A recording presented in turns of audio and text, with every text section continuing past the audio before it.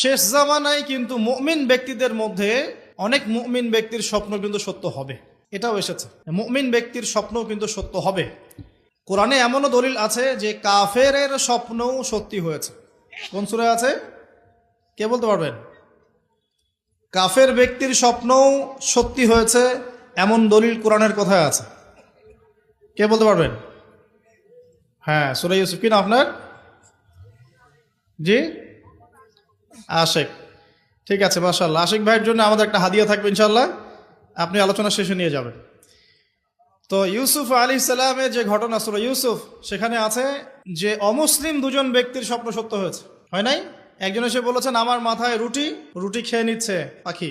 আরেকজন বলেছে আমার হাতে ছিল শরাব, এই শরাব আমি পান করাচ্ছি রাজাকে, বাদশাকে। ইউসুফ আলাইহিস সালাম বললেন যে পান করাচ্ছে বাদশাকে সে নাজাত পেয়ে যাবে জেল থেকে, আর যার মাথা থেকে রুটি খাওয়া হচ্ছে তাকে শুলদণ্ড দেওয়া হবে। ঘটনা সত্য ছিল তো?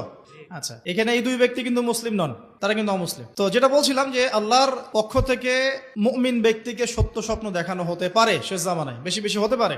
তাই যখন ভালো কোনো স্বপ্ন দেখবেন শুকরিয়া আদায় করবেন আল্লাহর কাছে। আর যদি খারাপ কোনো স্বপ্ন দেখেন তাহলে কাউকে বলতে যাবেন না। খারাপ স্বপ্ন দেখলে কাউকে বলতে যাবেন না, বরং 2 রাকাত নামাজ পড়ে আল্লাহর কাছে আশ্রয় চাইবেন। আল্লাহ, আমি এই খারাপ স্বপ্ন দেখেছি, এর থেকে তোমার কাছে আমি আশ্রয় প্রার্থনা করছি।